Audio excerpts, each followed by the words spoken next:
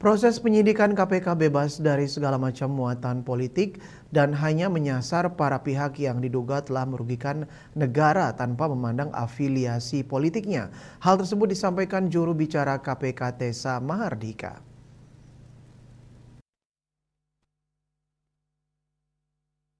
Tessa Mahardika dikutip dari kantor berita Antara Minggu 21 Juli menyampaikan bahwa pemanggilan dan pemeriksaan terhadap sejumlah pihak oleh penyidik Komisi Anti Rasuah adalah karena penyidik menilai pihak tersebut mempunyai informasi yang relevan dengan proses hukum yang sedang berjalan. Pemanggilan dan pemeriksaan tersebut dipastikan tetap menjunjung tinggi asas hukum yang berkeadilan. Menurutnya, penyidik memiliki petunjuk dan memiliki keterangan dari saksi lain, jadi tidak ada kaitannya dengan menarget partai tertentu.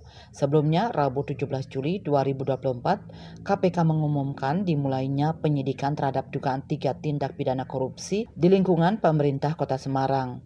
3 kasus dugaan korupsi itu meliputi pengadaan barang dan jasa di lingkungan Pemkot Semarang tahun 2023-2024, dugaan pemerasan terhadap pegawai negeri atas insentif pemungutan pajak dan retribusi daerah Kota Semarang, serta dugaan penerimaan gratifikasi tahun 2023-2024.